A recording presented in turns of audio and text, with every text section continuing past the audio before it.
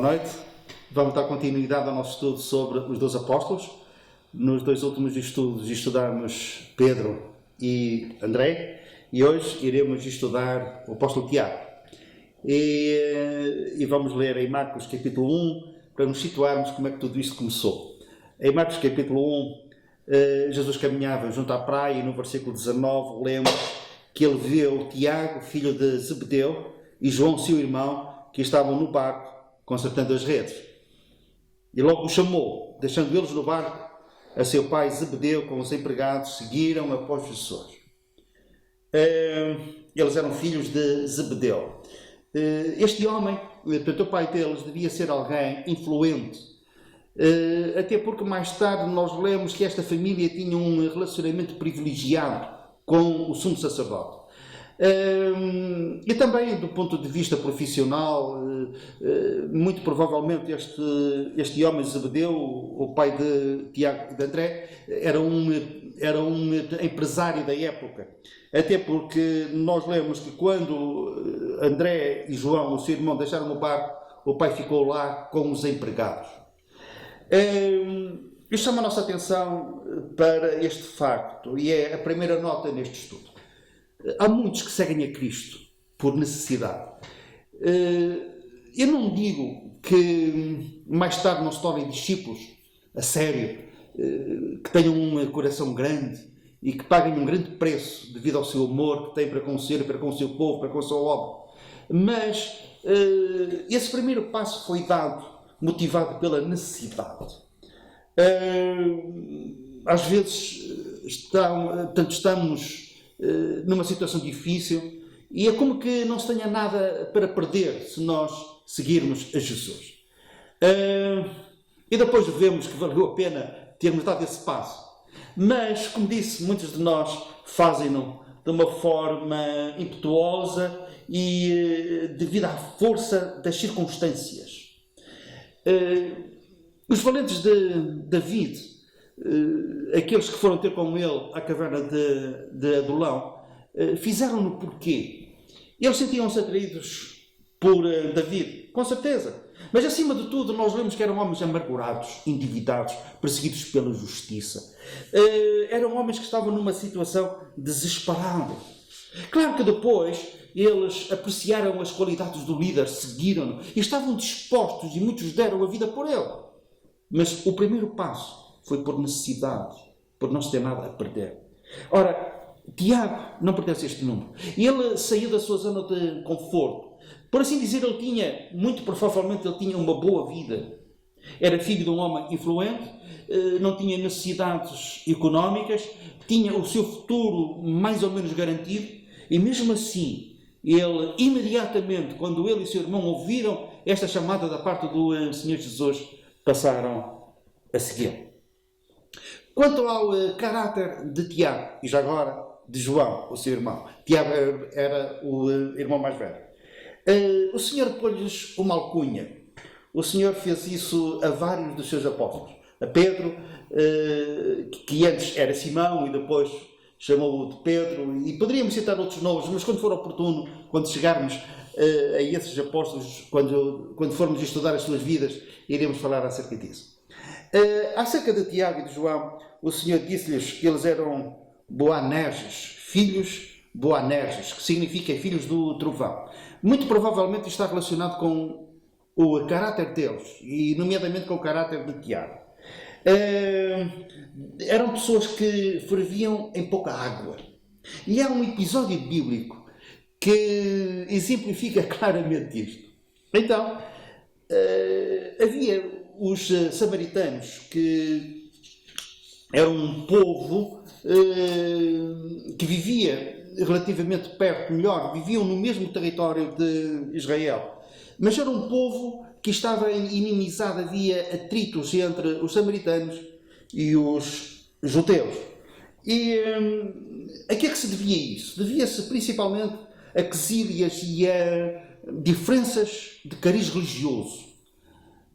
Para os judeus, os samaritanos eram um povo impuro. Qual a origem deste povo? O rei da Assíria conquistou o norte de Israel o Reino do Norte. E nessa conquista ele levou para o seu país, ele levou os nobres daquela terra, ele levou os mais qualificados, os mais cultos. E no Reino do Norte ficaram apenas os mais pobres. E para repovoar o Reino do Norte, o rei da Assíria o que é que fez? Ele mandou para lá povos de outros territórios, de outras nações, também conquistadas por ele. Povos pagãos, que levaram para o norte de Israel, levaram a sua cultura e também a sua religião. E os mais pobres dos judeus que tinham lá ficado, misturaram-se, casaram e adotaram os seus costumes e a sua religião também. E então, os samaritanos tinham uma religião que era uma mistura de judaísmo e de paganismo. E daí, os judeus, principalmente aqueles que levavam a vida religiosa de uma forma mais zelosa, às vezes sem entendimento, eles inclusivamente faziam uma viagem muito mais demorada. Eles desviavam-se, não queriam passar por Samaria, quando tinham que viajar, por exemplo, desde a Galileia para Jerusalém. E às vezes caminhavam mais um dia. Tinham que atravessar o Rio Jordão 2 vezes, para lá e depois para cá. E tudo isto para não se misturarem, mesmo pisando o território dos samaritanos. Ora, Jesus teve sempre um comportamento diferente em relação aos samaritanos. Ele veio buscar e salvar o que se havia perdido. Por isso, nós não ficamos surpreendidos quando nós lemos que a certa altura Jesus tinha necessidade de ir a Samaria, de passar por Samaria. Porquê? Porque havia lá uma mulher, a mulher samaritana, João capítulo 4, em que Jesus lhe pede água e depois oferece-lhe água da vida. E nós sabemos, não vamos entrar em pormenores nessa passagem, mas ela chamou depois outras pessoas da sua cidade, outros samaritanos, que ficaram boquiabertos, ficaram estupefactos com aquilo que Jesus ensinava. E eles instaram com Jesus para que permanecesse lá, e Jesus ficou lá mais 2 dias. Numa outra situação, nós lemos que Jesus, para exemplificar quem era capaz de amar verdadeiramente o seu próximo, ele contou a parábola de quem? A parábola do bom samaritano. Nós lemos também que Jesus uma vez curou 10 leprosos. E a certa altura, os 10 vão fazendo uma viagem e pelo caminho eles apercebem-se que estão todos curados. E Jesus diz, e um voltou para agradecer. Jesus poderia ter ficado apenas por aqui. Mas disse, mas aquele que voltou era samaritano. Então Jesus não tinha qualquer atrito com os samaritanos. Era um povo que necessitava de conhecer o caminho, a verdade e a vida, que era ele próprio. Mas então, na parte final do seu ministério, Jesus vai para Jerusalém. E tem que passar, melhor, ele não se importa, ele quer passar por Samaria. E juntamente com ele havia muitas pessoas que o seguiam. Nós temos os 12 apóstolos, temos Jesus, já são 13, mas havia outras pessoas, outros discípulos, nomeadamente mulheres que também andavam com eles, que os serviam, cozinhando, servindo com os seus bens, inclusivamente. E então Jesus, ele manda mensageiros à frente, numa certa aldeia de samaritanos. Ele manda alguém para que lhes arranjasse pousada. Mas as pessoas dessa aldeia recusaram, sabendo que eles eram judeus, que iam para Jerusalém, que não iam adorar no Monte Gerizim, mas sim no templo em Jerusalém, e então eles recusaram. E quando Jesus chega a essa aldeia hostil para com ele e para com os seus apóstolos, Tiago e João, os dois, filhos do trovão, eles fizeram uma sugestão ao Senhor Jesus. Eles pediram permissão para invocar a Deus, para que caísse fogo do céu e os destruísse. E Jesus diz, vós não sabeis de que espírito sois. E foram para outra aldeia. E lá encontraram pousada. É assim, se é possível, devemos de ter paz com todos. E não fazer uma guerra às vezes por quase nada. E reparem que isto teve repercussões futuras. Mais tarde, o que é que nós lemos? Filipe, em Atos capítulo 8, Filipe vai a Jerusalém. Vai a Samaria. E há um interesse tremendo pelo Evangelho. E muitos se converteram. Ora, se naquela altura Jesus permitisse que o fogo caísse do céu sobre aquela aldeia, com certeza que depois Samaria não estaria receptiva ao Evangelho. Temos este apóstolo, Tiago. Há uma outra situação também que eu quero chamar a vossa atenção para ele. A certa altura, Pedro levanta uma questão ao Senhor Jesus e pergunta: nós deixamos tudo para te seguir, o que é que vamos receber? E a certa altura Jesus diz: virá o tempo, o milénio, tempo da regeneração, em que eu me vou assentar no meu trono de glória, e vós vos assentareis sobre 12 tronos para julgar as 12 tribos de Israel. As campainhas, em Tiago e João, reteniram. Pensaram: reinar, 12 tronos, um reino. Falaram com a sua mãe, e nós não estamos a imaginar coisas. A sua mãe quem era? Era uma das que seguia a Jesus, porque a certa altura nós lemos que ela, a mulher de Zebedeu, seguia a Jesus com outras mulheres. Era uma estratégia delineada.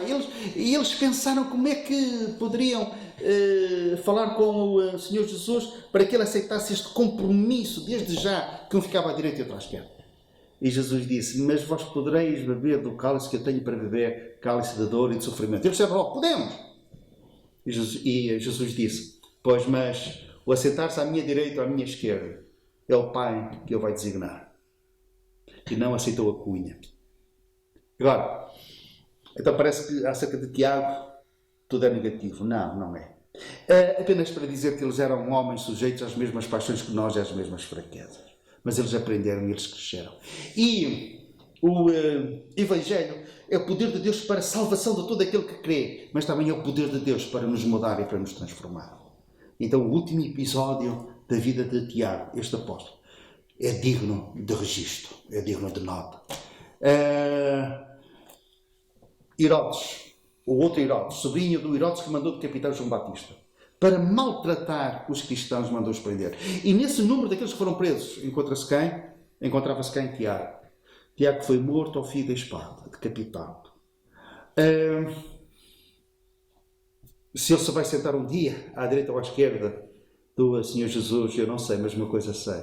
Nesse grande livro, com milhares e milhares de páginas, onde páginas e páginas são acrescentadas todos os dias com nomes daqueles que não negam a sua fé. E são martirizados por causa disso. O primeiro nome da lista é Tiago, apóstolo, irmão de João, filho de Zebedeu. Sinal de que este Evangelho não somente salva, mas transforma. Transforma ao ponto de não se ter amor à própria vida, porque há um amor maior, o amor do Senhor Jesus. Finalizo com este pensamento, que corrobora Hebreus capítulo 11, a soberania de Deus. Pedro a seguir também foi preso e não foi decapitado, escapou ao fio da espada. Em Hebreus nós lemos, uns morreram ao fio da espada, outros foram livres do fio da espada. Porque é que Tiago foi decapitado e Pedro havia esse propósito da parte do rei Herodes e não foi decapitado? O Senhor sabe, pertence aos mistérios insondáveis de Deus. Nós o saberemos mais tarde. Tiago, o apóstolo. Que o Senhor nos abençoe.